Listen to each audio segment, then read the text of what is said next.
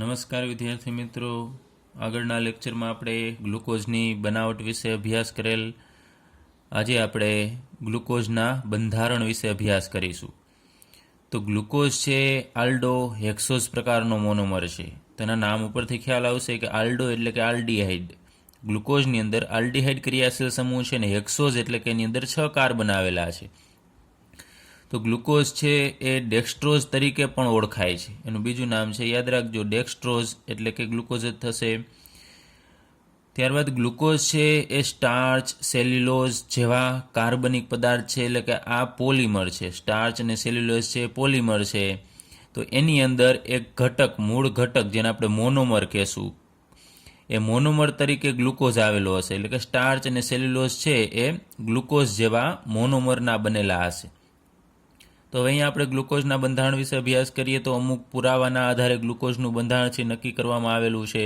તો અહીંયા મેં સિમ્પલ એનું બંધારણ દર્શાવી દીધું છે ગ્લુકોઝનું, કે ઉપર CHO એટલે કે આલ્ડીહાઇડ સમૂહ છે, એટલા માટે જ આપણે ગ્લુકોઝને આલ્ડો હેક્સોઝ કહીએ છીએ. 6 કાર્બન છે તેને આપણે આ રીતે દર્શાવી દીધા છે. અને CH એટલે આ કાર્બન સાથે એક હાઇડ્રોજન અને એક OH જોડાયેલો હશે. ટૂંકમાં આપણે એને CHOH લખીએ છીએ. એવા 4 CHOH છે, આમ ક્રમશઃ ગોઠવાયેલા હશે ક્રમમાં. અને ત્યારબાદ સૌથી નીચે અહીંયા CH2OH હશે. તો આને અત્યારે આપણે સિમ્પલ રીતે દર્શાવેલું છે. ત્યારબાદ એનો વિન્યાસ છે આપણે આગળ ઉપર અભ્યાસ કરીશું. તો અહીંયા આપણે પુરાવા લઈએ કે જેના આધારે ગ્લુકોઝનું બંધારણ નક્કી કરવામાં આવ્યું. તેમાં સૌપ્રથમ એનું આણ્વીય સૂત્ર છે એ C6H12O6 પ્રાપ્ત થયું. ત્યારબાદ બીજો પુરાવો લઈએ કે અહીંયા ગ્લુકોઝ, એને મેં અહીંયા શોર્ટમાં દર્શાવી દીધું છે, CHO, ત્યારબાદ અહીંયા CHOH 4 ટાઈમ્સ લખેલું છે. તો અહીંયા તમે જુઓ છો 4 વખત CHOH છે, એને આપણે ટૂંકમાં અહીંયા આમ કાઉન્સ કરી અને આમ 4 ટાઈમ્સ દર્શાવી દઈએ. અને અહીંયા CH2OH. તો આ ગ્લુકોઝનું બંધારણ છે. તો ગ્લુકોઝને આપણે HI સાથે લાંબો સમય સુધી ગરમ કરવાનું છે. વધુ સમય સુધી HIની હાજરીમાં ગરમ કરીશું તો આપણને નિપજ તરીકે N-હેક્ઝેન મળે છે, એટલે કે 6 કાર્બનની શૃંખલા મળશે. CH3, CH2, CH2, CH2, CH2, CH3. તો આને આપણે N-હેક્ઝેન કહીએ છીએ. N એટલે નોર્મલ, એટલે કે બધા કાર્બન એક જ શૃંખલામાં ગોઠવાયેલા હોય તો આપણે N-હેક્ઝેન કહેશું.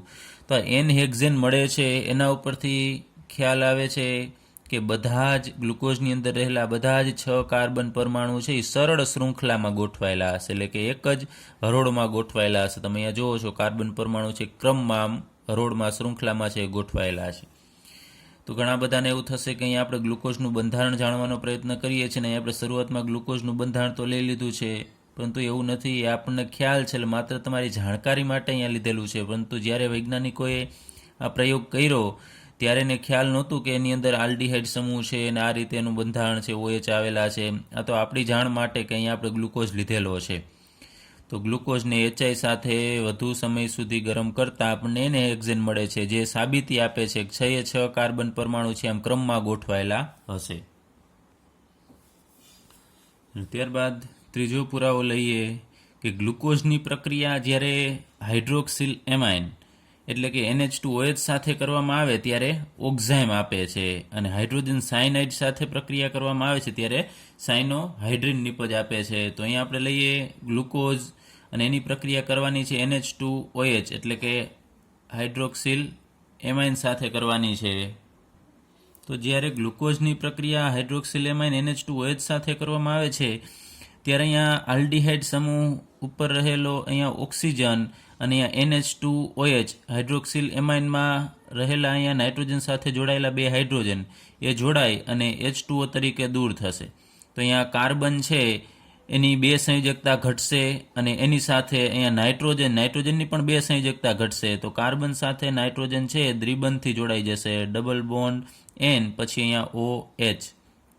અને આ પાછળનો જે ભાગ છે એ એમનેમ રહેશે, CHOH 4 ટાઈમ્સ અને CH2OH. તો આ જે સંયોજન મળે છે એને આપણે ઓક્ઝાઇમ કહેશું, જનરલ નામ છે એનું. એટલે કે જેમાં C double bond N OH હોય એને આપણે ઓક્ઝાઇમ કહેશું. ત્યારબાદ ગ્લુકોઝની પ્રક્રિયા હાઇડ્રોજન સાયનાઇડ સાથે કરવામાં આવે છે, HCN સાથે. ત્યારે એમાં યોગશીલ પ્રકારની પ્રક્રિયા થશે કે અહીંયા કાર્બન છે, આપણે આગળ ઉપર વાત કરી લઈએ કે આલ્ડીહાઇડ સમૂહ છે એ એને વિસ્તૃત રીતે આ રીતે દર્શાવી શકાય, C+O અને H. તો એમાં અહીંયા આ ઓક્સિજન છે એ ઓક્સિજન સાથે અહીંયા જોડાશે, આ HCN નો હાઇડ્રોજન છે એ જોડાઈ જશે, એટલે અહીંયા આપણને OH મળશે. તો અહીંયા C, આ H આપણે એમનેમ રાખીએ. ત્યારબાદ અહીંયા આ ઓક્સિજન સાથે હાઇડ્રોજન જોડાઈ જશે અને આ CN છે એ કાર્બન સાથે જોડાઈ જશે, CN. એટલે ટૂંકમાં આ બંધ તૂટશે, એમાં એક અહીંયા હાઇડ્રોજન જોડાશે અને આ CN છે એ આ કાર્બન સાથે જોડાઈ જશે. એટલે આપણને આવું સંયોજન મળશે, CH પછી OH અને CN. આમાં તમે જુઓ છો કે HCN આની અંદર ઉમેરાઈ જશે અને પાછળનો ભાગ છે એમનેમ રહેશે, CHOH 4 ટાઈમ્સ અને CH2OH. તો આ જે આપણને નિપજ મળે છે એને આપણે સાયનોહાઇડ્રિન નિપજ કહેશું.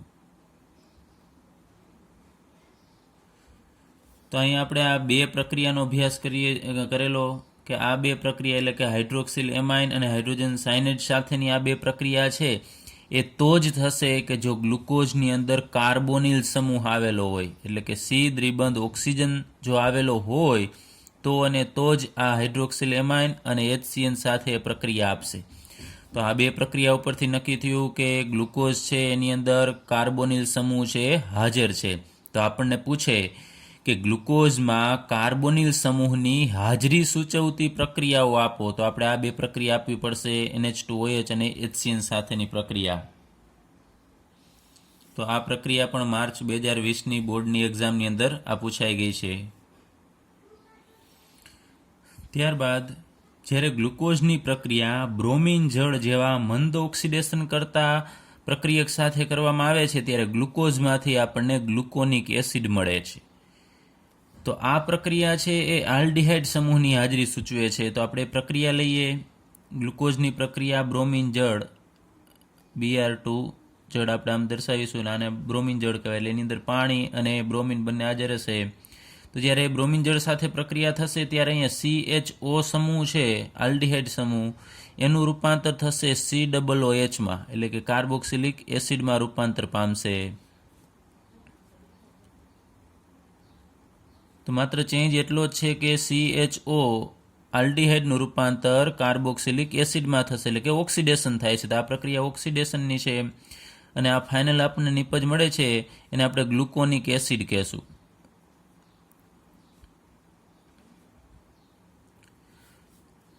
તો અહીંયા આપણને COOH મળે છે, એ સૂચવે છે કે અહીંયા જો તમે જુઓ છો આગળ ઉપર આપણે જોયું કે કાર્બોનિલ સમૂહ આની અંદર હાજર છે તો નક્કી થઈ ગયું. તો કાર્બોનિલ સમૂહ તો કાર્બોક્સિલિક એસિડમાં પણ હોય, આલ્ડીહાઇડમાં પણ હોય, કીટોન તરીકે પણ હોય છે. તો અહીંયા કાર્બોનિલ સમૂહ તરીકે શું હોઈ શકે?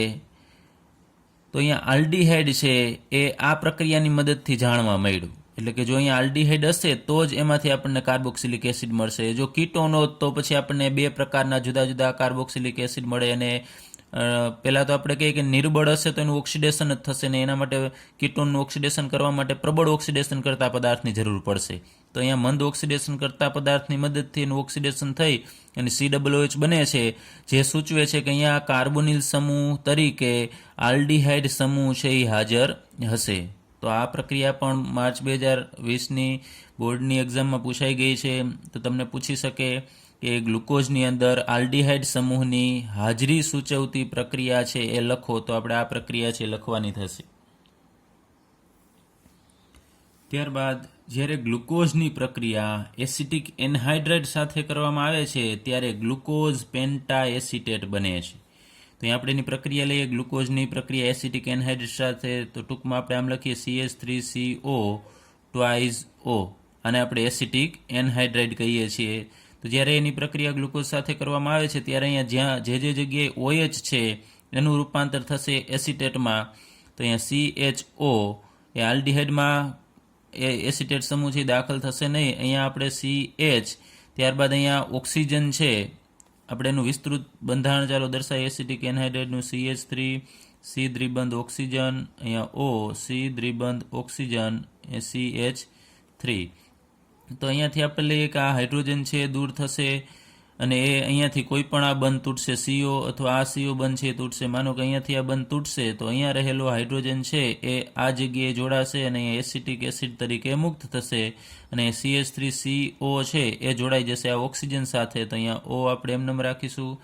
ત્યારબાદ એની સાથે અહીંયા આ C દ્વિબંધ ઓક્સિજન અને CH3 આમ જોડી દેવું. તો એવા 4 CHOH છે, તો 4 OH અહીંયા હશે તો અહીંયા એ રીતે અહીંયા O, C દ્વિબંધ ઓક્સિજન, CH3 એવા આપણને અહીંયા 4 સમૂહ છે એ મળશે. ત્યારબાદ તમે જુઓ છો કે અહીંયા પણ એક OH છે તો એનું રૂપાંતર પણ અહીંયા O, C દ્વિબંધ ઓક્સિજન, CH3 માં થશે. તો અહીંયા આ સંયોજન મળે છે એમાં ટોટલ 5 અહીંયા 5 એસિટેટ છે. આ CH3COOL એસિટેટ છે એવા 4 અહીંયા અને એક અહીંયા નીચે. તો આપણને આ સંયોજન મળે છે ને આપણે કહીશું ગ્લુકોઝ પેન્ટાએસિટેટ.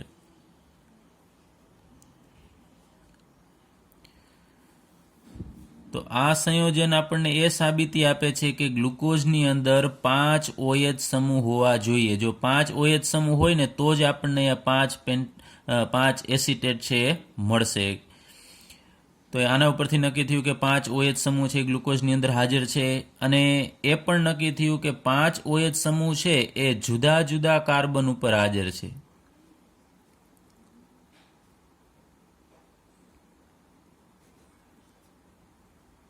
કારણ કે જો એક જ કાર્બન પરમાણુ, કેમ કે 5 ટોટલ 6 કાર્બન છે એમાંથી માનો કે આપણે એમ લઈએ કે એક કાર્બન ઉપર પણ 2 OH સમૂહ છે એ હાજર હોઈ શકે.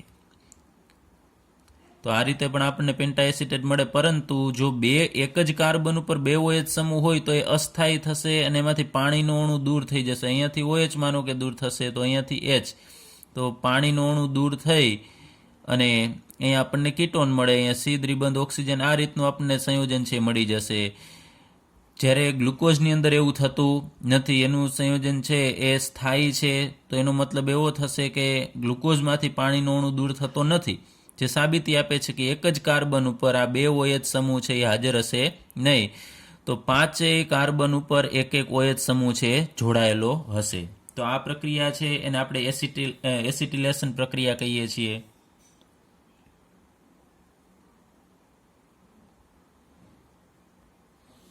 ચલો ત્યારબાદ જ્યારે ગ્લુકોઝની અને ગ્લુકોનિક એસિડની પ્રક્રિયા નાઇટ્રિક એસિડ, સાંદ્ર નાઇટ્રિક એસિડ સાથે પ્રક્રિયા કરવામાં આવે છે એટલે એનું ઓક્સિડેશન થશે અને આપણે ડાયકાર્બોક્સિલિક એસિડ એટલે કે સેકેરિક એસિડ મળે છે, જે આપણને પ્રાથમિક આલ્કોહોલની સાબિતી આપે છે. તો અહીંયા આપણે પ્રક્રિયા લઈએ. શરૂઆતમાં લઈએ ગ્લુકોઝ CHOH 4 ટાઈમ્સ અને અહીંયા CH2OH. તો તમને ખ્યાલ છે કે આલ્ડીહાઇડ છે એનું રૂપાંતર COOH માં નિર્બળ ઓક્સિડેશન કરતા પદાર્થ એટલે કે બ્રોમિન જળની મદદથી પણ થતું હતું. તો અહીંયા તો સાંદ્ર નાઇટ્રિક એસિડ આપણે લીધેલો છે, સાંદ્ર HNO3, અથવા તો માત્ર તમારે નાઇટ્રિક એસિડ પણ દર્શાવી શકો. એટલે આ પ્રક્રિયા છે એ ઓક્સિડેશનની થશે. તો અહીંયા આ નિર્બળની મદદથી ઓક્સિડેશન પામતો હતો તો પ્રબળની મદદથી તો એ ઓક્સિડેશન પામશે જ. એટલે અહીંયા ઉપર CHOનું રૂપાંતર છે COOH માં થાય છે. આ ઉપરાંત જો સંયોજનની અંદર પ્રાથમિક આલ્કોહોલ કોઈ જગ્યાએ હોય, આમાં તમે જુઓ છો કે અહીંયા OH છે એટલે આલ્કોહોલ છે, પરંતુ આ વચ્ચેના OH છે બધા દ્વિતીયક કહેવાય, કારણ કે OH જે કાર્બન સાથે જોડાયેલો છે એ બીજા 2 કાર્બન સાથે જોડાયેલો હશે. તો આ વચ્ચેના 4 OH છે એ બધા દ્વિતીયક છે, જ્યારે અહીંયાનો એક OH છે એ પ્રાથમિક OH થશે, કારણ કે આ OH જે કાર્બન સાથે જોડાયેલો છે એ બીજા એક જ કાર્બન સાથે જોડાયેલો હશે. તો ગ્લુકોઝની અંદર એક પ્રાથમિક આલ્કોહોલ છે તો એ પ્રાથમિક આલ્કોહોલનું રૂપાંતર એટલે કે આખો અહીંયા CH2OH છે એનું રૂપાંતર COOH માં થશે. તો અહીંયા CHOનું રૂપાંતર COOH માં થાય છે. આ ઉપરાંત પ્રાથમિક આલ્કોહોલ છે એનું રૂપાંતર પણ COOH માં થાય છે. તો અહીંયા આપણને આ જે એસિડ મળે છે એને આપણે ડાયકાર્બોક્સિલિક એસિડ એટલે કે નામ આપીએ તો સેકેરિક એસિડ થશે. તો સેકેરિક એસિડ મળે છે જે સાબિતી આપે છે કે ગ્લુકોઝની અંદર એક પ્રાથમિક આલ્કોહોલ હાજર છે. તો આ બનાવટ પણ આપણે આગળ ઉપર અભ્યાસ કરી ગયા છે. તમને ખ્યાલ હોય તો કાર્બોક્સિલિક એસિડ ચેપ્ટરમાં આપણે કાર્બોક્સિલિક એસિડની બનાવટ છે પ્રાથમિક આલ્કોહોલમાંથી ભણી ગયા છીએ કે પ્રાથમિક આલ્કોહોલનું જો પ્રબળ ઓક્સિડેશન કરતા પદાર્થની મદદથી ઓક્સિડેશન કરીશું તો આપણને કાર્બોક્સિલિક એસિડ મળશે. તો અહીંયા ગ્લુકોઝ જેવી રીતે પ્રક્રિયા કરે છે એ જ રીતે ગ્લુકોનિક એસિડ પણ પ્રક્રિયા કરી અને સેકેરિક એસિડ આપશે. તો આપણે ગ્લુકોનિક એસિડ લઈએ તો COOH, જે ઉપર આપણે શરૂઆતમાં ડાયરેક્ટલી COOH લેવાનો છે, અને અહીંયા CHOH 4 ટાઈમ્સ અને CH2OH. તો આ બંધારણ છે ગ્લુકોનિક એસિડનું છે. તો ગ્લુકોનિક એસિડમાં પણ તમે જુઓ છો કે પ્રાથમિક આલ્કોહોલ આવેલો છે અહીંયા. તો ગ્લુકોનિક એસિડની પ્રક્રિયા પણ જ્યારે નાઇટ્રિક એસિડ સાથે કરવામાં આવે છે એટલે એનું પણ ઓક્સિડેશન થશે. ગ્લુકોનિક એસિડનું ઓક્સિડેશન થઈ અને CH2OH ની જગ્યાએ આપણને COOH મળશે. તો એ પણ સાબિતી આપે છે કે ગ્લુકોઝની અંદર પ્રાથમિક આલ્કોહોલ છે, કારણ કે ગ્લુકોઝમાંથી ગ્લુકોનિક એસિડ આપણે બનાવી શકીએ છીએ. ગ્લુકોનિક એસિડનું આપણે ઓક્સિડેશન કરશું તો આપણને COOH મળશે, જે સાબિતી આપે છે કે મૂળ ગ્લુકોઝની અંદર પ્રાથમિક આલ્કોહોલ છે. તો આપણને જો કહેવામાં આવે કે ગ્લુકોઝની અંદર પ્રાથમિક આલ્કોહોલ હાજર છે એ પ્રક્રિયા સમજાવો, તો આપણે આ બે પ્રક્રિયા છે એ આપવી પડશે. ચલો, તો ત્યારબાદ બીજા પણ ઘણા બધા ગુણધર્મોનો અભ્યાસ કર્યો ફિશર નામના વૈજ્ઞાનિકે, અને એના આધારે ફિશર નામના વૈજ્ઞાનિકે ગ્લુકોઝના જુદા જુદા અવકાશીય બંધારણ આપ્યા. એનો આપણે અભ્યાસ કરીએ તો જેને આપણે ફિશર બંધારણ અથવા ફિશર પ્રક્ષેપ સૂત્ર કહેવામાં આવે છે. તો આપણે આગળ ઉપર જે પોઈન્ટ ભણી ગયા, અહીંયા આપણે કુલ 6 પુરાવા છે આપેલા. એમાંનો પહેલો પુરાવો આપણે ફરીથી યાદ કરીએ તો એમાં HI સાથે ગરમ કરીએ છીએ તો આપણને N-હેક્ઝેન મળે છે, જે સાબિતી આપે છે કે ગ્લુકોઝની અંદર 6 કાર્બન પરમાણુ છે એ એક જ શૃંખલામાં ગોઠવાયેલા છે. તો ત્યારે આપણે એની મદદથી લખીએ કે કાર્બન પરમાણુ 6 એક સરળ શૃંખલામાં ગોઠવાયેલા છે. ચલો, આ 6 કાર્બન પરમાણુ. ત્યારબાદ એના પછીના પોઈન્ટ આપણે લીધા હતા, એમાં કાર્બોનિલ સમૂહની હાજરી સાબિતી આપે છે કે એના પછીની પ્રક્રિયા આપણે લીધી હતી કાર્બોનિલ સમૂહ પછીની આલ્ડીહાઇડ સમૂહની હાજરી. તો એ નક્કી થાય છે કે આલ્ડીહાઇડ સમૂહ આની અંદર હાજર છે. તો આલ્ડીહાઇડ સમૂહ સામાન્ય રીતે છેલ્લા કાર્બન ઉપર જ હોય. તો અહીંયા આપણે દર્શાવી દઈએ, પહેલો કાર્બન છે એ જ CHO. ત્યારબાદ આપણે આગળ ઉપર પ્રક્રિયા લીધેલી કે પેન્ટાએસિટેટ બને છે, જે સાબિતી આપે છે કે 5 CH2OH છે. અને છેલ્લી આપણે અહીંયા પ્રક્રિયા લીધી એમાં સૂચવે છે કે પ્રાથમિક આલ્કોહોલ છે ગ્લુકોઝની અંદર હાજર છે. પ્રાથમિક આલ્કોહોલ હંમેશા જો સરળ શૃંખલા હશે તો છેલ્લા કાર્બન ઉપર જો OH હોય તો જ એ પ્રાથમિક આલ્કોહોલ બનશે. એટલે અહીંયા આપણે દર્શાવી દઈએ કે અહીંયા ફરજિયાત CH2OH હોવું જોઈએ. અને બાકીના 5 એસિટેટ આપણને મળે છે પેન્ટાએસિટેટ, એમાંથી એક તો પ્રાથમિક છે, તો બાકીના 4 છે એ દ્વિતીયક OH છે એ હશે. અને એ પણ આપણે વાત કરેલી કે જુદા જુદા કાર્બન ઉપર જ OH હશે. અને એના સિવાયના બીજા ગુણધર્મોનો અભ્યાસ કરીને ફિશરે સૂચવ્યું કે ઉપરથી ત્રીજો કાર્બન, એટલે અહીંયા 1, 2 અને 3, એ ત્રીજા કાર્બન ઉપર ગ્લુકોઝના એક બંધારણની અંદર OH છે ડાબી બાજુએ હોય છે અને H છે જમણી બાજુએ હોય છે. COH ડાબી બાજુ અને H જમણી બાજુએ. બાકી બધા જ કાર્બન ઉપર OH છે એ જમણી બાજુએ હશે અને H છે ડાબી બાજુએ હશે. HOH. તો આ ગ્લુકોઝનું બંધારણ છે. અહીંયા હું નીચે લખી નાખું છું આ ગ્લુકોઝ. અને એનો પણ અહીંયા આપણે આગળ ઉપર બંધારણ જોઈશું કે આ D+ ગ્લુકોઝ છે. શા માટે એનું નામ આપવામાં આવ્યું હમણાં આપણે આગળ ઉપર અભ્યાસ કરીએ. પરંતુ આ બધી જે આપણે આગળ ઉપર પ્રક્રિયાનો અભ્યાસ કર્યો એના આધારે આનું બંધારણ છે એ નક્કી થયું છે. અને આ OH શા માટે ડાબી બાજુએ છે એનું અવકાશી બંધારણ છે સૂચવે છે. એ આપણને અહીંયા આપેલું નથી, પરંતુ એ પણ ઘણી બધી પ્રક્રિયાના અંતે પ્રૂફ થયું કે કાર્બન છે ત્રીજા કાર્બન ઉપર OH છે ડાબી બાજુએ જોડાયેલું છે. બાકી હવે તમને ખ્યાલ આવી જવો જોઈએ કે ગ્લુકોઝનું બંધારણ છે કઈ રીતે સાબિત થયું. ચલો, ત્યારબાદ આપણે આ ગ્લુકોનિક એસિડનું બંધારણ લઈએ કે જે ગ્લુકોઝમાંથી જ મળે છે. ગ્લુકોઝનું આપણે ઓક્સિડેશન કરીએ તો ગ્લુકોનિક એસિડ મળે. તો ગ્લુકોનિક એસિડમાં અને ગ્લુકોઝમાં માત્ર ફરક આટલો જ છે કે ઉપર અહીંયા CHO છે, જ્યારે ગ્લુકોનિક એસિડમાં COOH છે. તો અહીંયા માત્ર આપણે CHOની જગ્યાએ ગ્લુકોનિક એસિડના બંધારણમાં COOH લખવાનું છે. તો આપણે થોડું ટેક્સ્ટ બુક મુજબ લઈએ. એમાં કાર્બન છે એ દર્શાવતા નથી, માત્ર આ રીતે લાઇનિંગ દર્શાવી દેવાની છે. અને અહીંયા H અને OH છે તો આમ ક્રોસ એક આમ ચોકડી કરવાની છે અહીંયા. પછી આ બાજુ અહીંયા H, આ મુજબ જ તમારે લખવાનું છે કે અહીંયા ડાબી બાજુએ H અને અહીંયા જમણી બાજુએ OH. ત્યારબાદ અહીંયા ત્રીજો કાર્બન. હવે અહીંયા જ્યાં ચોકડી પડે છે, જ્યાં ક્રોસ થશે આ બે લીટી, ત્યાં કાર્બન હશે. તમને ખ્યાલ છે બંધ રેખા બંધારણ ઉપરથી આપણે આ રીતે એને દર્શાવી શકાય. તો અહીંયા કાર્બન છે, ત્યારબાદ અહીંયા પણ કાર્બન છે, તો અહીંયા પણ આપણે ક્રોસ એક ચોકડી મૂકવી પડશે. એટલે અહીંયા બે લીટી છે એ જ્યાં છેદે ત્યાં કાર્બન હશે. તો અહીંયા ડાબી બાજુએ OH, તો આપણે અહીંયા પણ એ જ રીતે અહીંયા જમણી બાજુએ H. એટલે જેવું ગ્લુકોઝમાં છે એ મુજબ જ અહીંયા એનું બંધારણ દર્શાવી દેવાનું છે. અને લાસ્ટમાં અહીંયા છેલ્લે CH2OH આ રીતે દર્શાવવું. તો આ બંધારણ છે એ ગ્લુકોનિક એસિડનું બંધારણ છે.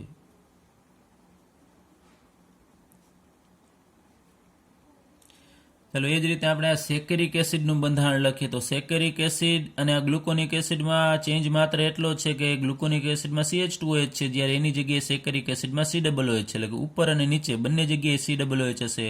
તો આ સેમ બંધારણમાં માત્ર અહીંયા CH2OH ની જગ્યાએ COOH આપણે લખવાનું છે.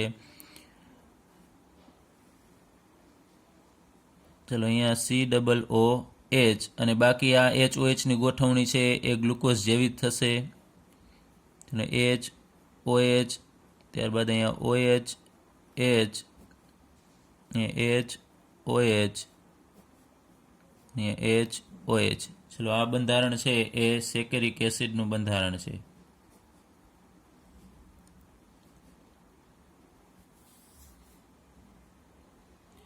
તો અહીં એક ખાસ યાદ રાખજો કે COOH વાળા કાર્બનને આપણે 1 ગણીએ તો અહીંયા 1, 2 અને અહીંયા 3. ત્રીજા કાર્બન ઉપર OH છે એ બધામાં તમે જુઓ છો કે ડાબી બાજુએ દર્શાવવાનો અને બાકી બધામાં OH છે એ જમણી બાજુએ હશે.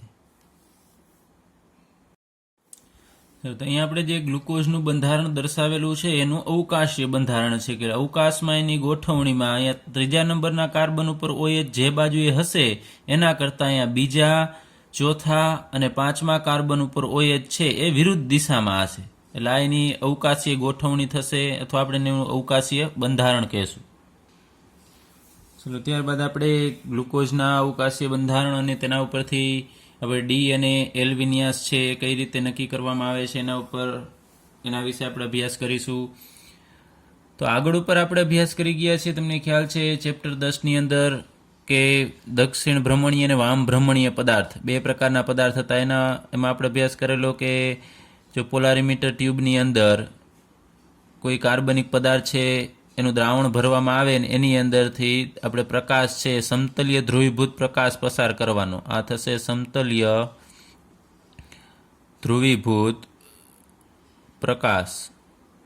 એ જ્યારે આમાંથી પસાર કરવામાં આવે છે તો એનું બે પ્રકારે કોણાવર્તન થઈ શકે, કાં જમણી બાજુએ અને કાં ડાબી બાજુએ. તો જો આ અત્યારે માનો કે 90 ડિગ્રીએ છે, એનું સમતલ એનું ભ્રમણ છે જો જમણી બાજુ, આ મૂળ અવસ્થા આ રીતે હતી, અને જો આ દ્રાવણમાંથી પસાર કરતા એ જો જમણી બાજુએ કોણાવર્તન પામે, એટલે પ્રકાશ છે જમણી બાજુ એમ કોણાવર્તન પામે છે, એ બાજુ અહીંયા અમુક ખૂણો બનાવશે. તો અહીંયા તમે જુઓ છો આ જમણી બાજુ કોણાવર્તન પામે છે, તો આ પદાર્થને આપણે દક્ષિણ ભ્રમણીય પદાર્થ કહેશું. એટલે એને આપણે ડી વડે દર્શાવીએ છીએ, અથવા તો તમને ખ્યાલ છે આપણે એને પ્લસ વડે પણ દર્શાવતા. અને જો કોણાવર્તન છે ડાબી બાજુએ થશે, આ મૂળ પોઝિશન ડોટ ડોટ વડે આપણે દર્શાવીએ છીએ. જો કોણાવર્તન ડાબી બાજુએ થાય તો એને આપણે વામ ભ્રમણીય કહીએ છીએ, જેને એલ અથવા તો માઇનસ વડે દર્શાવવામાં આવે છે. અને આવું તો જ થાય કે જો અહીંયા રહેલો જે કાર્બનિક પદાર્થ આની અંદર ભરેલો હશે એની અંદર જો અસમ કાર્બન હોય, જેને આપણે કિરાલ કાર્બન કહીએ છીએ અથવા બીજું નામ, તો જ એ પ્રકાશનું જમણી બાજુ અથવા તો ડાબી બાજુએ કોણાવર્તન કરી શકે, અને એને આપણે પ્રકાશ ક્રિયાશીલ પદાર્થ કહીએ છીએ. જે પ્રકાશનું આ રીતે કોણાવર્તન ડાબી અથવા જમણી બાજુએ કરી શકે એવા પદાર્થને આપણે પ્રકાશ ક્રિયાશીલ પદાર્થ કહીએ છીએ.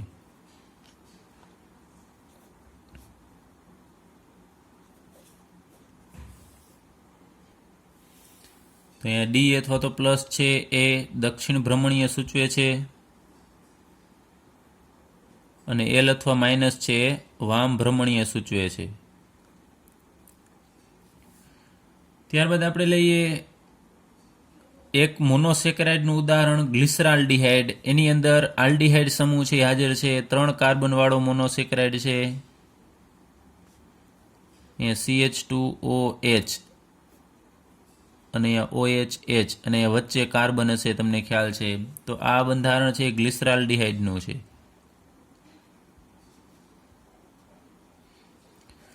તો જ્યારે ગ્લિસરાલ્ડિહાઇડને આ પોલારીમીટર ટ્યુબની અંદર ભરી અને એની અંદર સમતલીય ધ્રુવીભૂત પ્રકાશ, તો સમતલીય ધ્રુવીભૂત પ્રકાશ કેને કહેવાય એ પણ આપણે આગળ ઉપર ભણી ગયા છીએ કે એની અંદર રહેલા બધા જ પ્રકાશના અહીંયા સમતલ છે એ એક જ તળમાં હશે, એટલે કે એક જ સમતલમાં હશે, બધા સમાંતર હોય છે. તો એને જ્યારે આમાંથી પસાર કરીએ છીએ ત્યારે ગ્લિસરાલ્ડિહાઇડમાં અત્યારે મેં દર્શાવેલું છે બંધારણ, એ પ્રકારનો આ ગ્લિસરાલ્ડિહાઇડ છે એ જમણી બાજુએ કોણાવર્તન કરે છે. એટલે કે આપણે એને કહેશું દક્ષિણ ભ્રમણીય અથવા તો વામ ભ્રમણીય, અને એને આપણે પ્લસ વડે દર્શાવીએ છીએ. અથવા તો પ્લસ વડે ન દર્શાવવું હોય તો આપણે ડી વડે પણ દર્શાવી શકાય કે ડી ગ્લિસરાલ્ડિહાઇડ. અને એક બીજો ગ્લિસરાલ્ડિહાઇડ છે એનો જ આપણે સમઘટક કહી શકાય.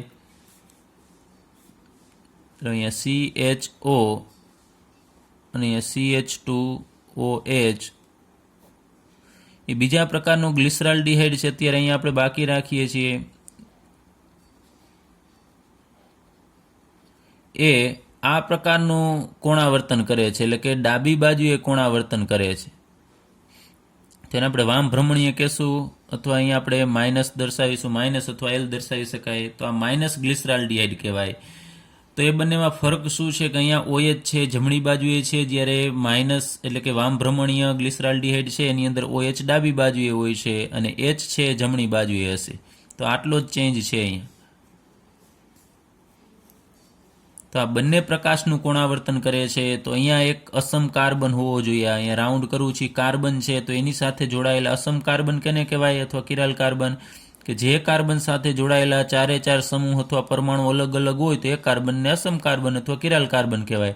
તો એ ચારે ચાર સમૂહ અલગ છે, તમે જુઓ છો CHO, અહીંયા OH, અહીંયા CH2OH અને અહીંયા H. એ જ રીતે આમાં પણ ચારે ચાર છે એ અલગ છે. તો પ્રકાશ ક્રિયાશીલ પદાર્થની અંદર અસમ કાર્બન છે એ હાજર હશે. ચલો, તો અહીંયા પ્લસ અથવા ડી અને અહીંયા L અથવા તો માઇનસ એ પ્રાયોગિક રીતે જ નક્કી કરવામાં આવે છે. એટલે ડી અને L અહીંયા આપણે લખી નાખીએ, DL છે એ પ્રાયોગિક રીતે જ નક્કી થાય.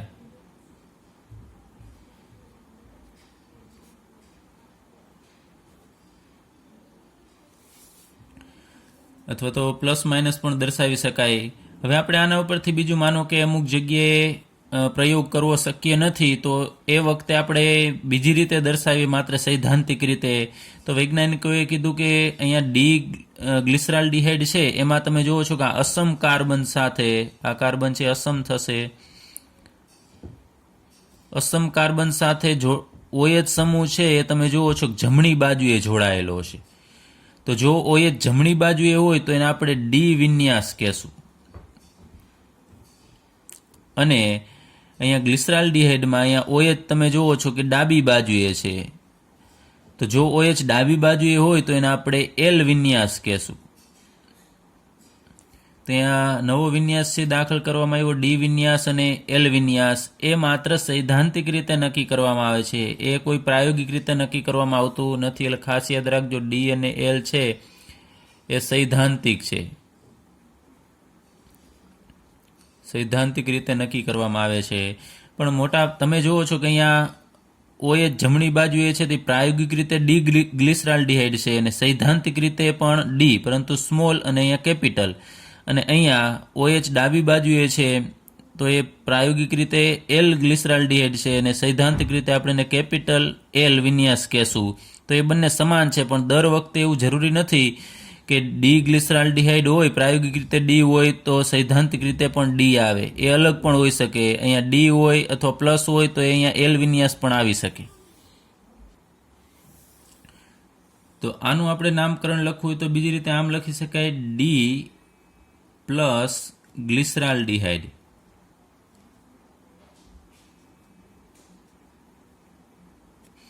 તો અહીંયા શું સૂચવે છે, ડી એટલે સૈદ્ધાંતિક રીતે અહીંયા અસમ કાર્બન ઉપર OH છે જમણી બાજુએ હશે એવું સૂચવે છે. પ્લસ એટલે એવું સૂચવે છે કે સમતલીય ધ્રુવીભૂત પ્રકાશનું જમણી બાજુએ કોણાવર્તન કરે છે. એટલે એક આમાં બંને આવી ગયું છે, એક સૈદ્ધાંતિક અને પ્રાયોગિક રીતે. તો આને આપણે D+ ગ્લિસરાલ્ડિહાઇડ કહેશું.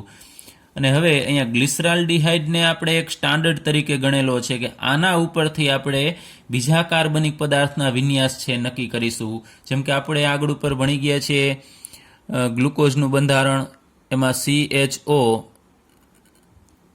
ચાલો આપણે એના 2 બંધારણ દર્શાવીએ.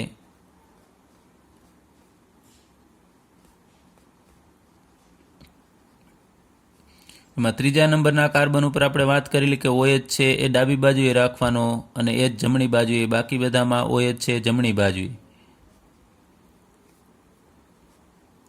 તો એક આ પ્રકારનો ગ્લુકોઝ જોવા મળે છે.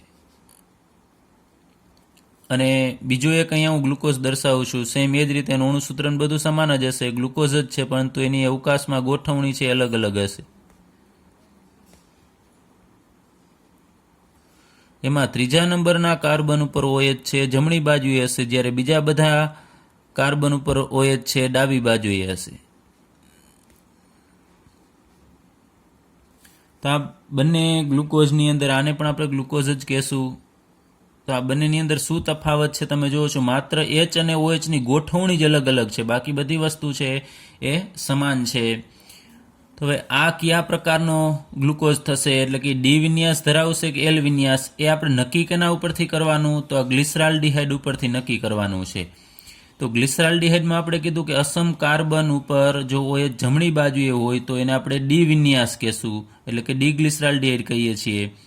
તો અહીંયા ગ્લુકોઝમાં આપણે તમે જોવો છો કે અસમ કાર્બન આમાં ઘણા બધા છે. આમાં આ કાર્બન જે ડાર્ક ફોન્ટથી દર્શાવું છું એ બધા અસમ કાર્બન છે. એટલે ગ્લુકોઝની અંદર 4 અસમ કાર્બન હોય, કારણ કે આ કાર્બન સાથે જોડાયેલા 4 સમૂહ હોય, 1, અહીંયા 2, આ 3 અને આ આખો સમૂહ લઈ લેવાનો, એ અલગ અલગ છે. ત્યારબાદ આ કાર્બન ઉપર જોડાયેલા 4 સમૂહ, એટલે કે અહીંયા 1 H, અહીંયા H, અહીંયા OH અને ઉપરનો આખો સમૂહ અને નીચેનો સમૂહ એ અલગ અલગ થશે. એટલે 4 કાર્બન છે એ અસમ કાર્બન થશે. તો આમાંથી આપણે કયા કાર્બનને આ ગ્લિસરાલ્ડિહાઇડ સાથે સરખાવો, તો સૌથી નીચે રહેલો અસમ કાર્બન છે ધ્યાનમાં લેવાનો, ઉપર CHO રાખવાનું, એટલે કે આલ્ડિહાઇડ સમૂહ છે એને આપણે બધાથી ઉપર રાખવાનું, એટલે કે આ વધુ ઓક્સિડેશન પામેલો કાર્બન કહેવાય.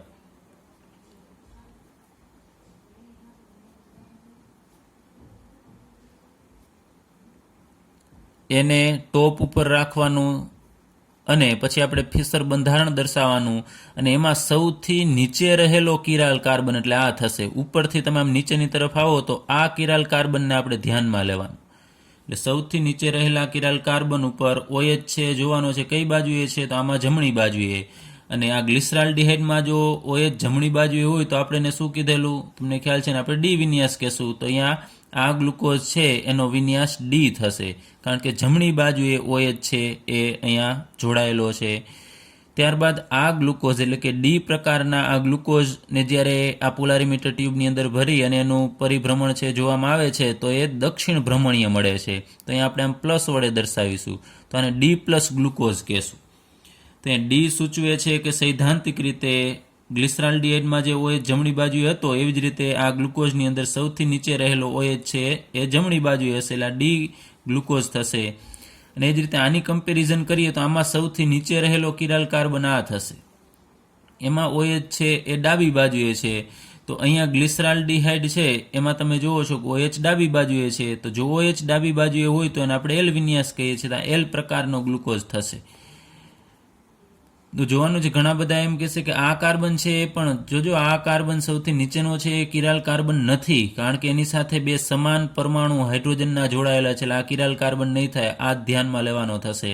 તો અહીંયા આપણે લખીએ કે સૌથી નીચે રહેલ અસમ કાર્બન સાથે જો OH જમણી બાજુએ હોય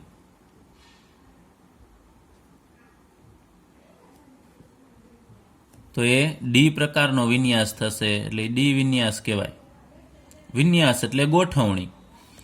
એ જ રીતે જો સૌથી નીચે રહેલા અસમ કાર્બન પરમાણુ ઉપર જો OH છે એ ડાબી બાજુએ જોડાય તો એને આપણે એલ વિન્યાસ કહેશું. એટલે ખાસ જોજો, વધારે અસમ કાર્બન પરમાણુ હોય તો CHO સમૂહને ઉપર રાખીને બંધારણ દોરો તો એમાં સૌથી નીચેના કિરાલ કાર્બનને આપણે ધ્યાનમાં લેવો પડે. તો અહીંયા ગ્લુકોઝ છે બે પ્રકારના જોવા મળે છે, એક D+ ગ્લુકોઝ અને બીજો L- પ્રકારનો ગ્લુકોઝ છે. એ બંનેના અણુસૂત્ર સમાન હોય પરંતુ અવકાશમાં એની ગોઠવણી અલગ અલગ છે કે જેના કારણે એ પ્રકાશનું કોણાવર્તન છે એ જુદી જુદી દિશામાં કરે છે.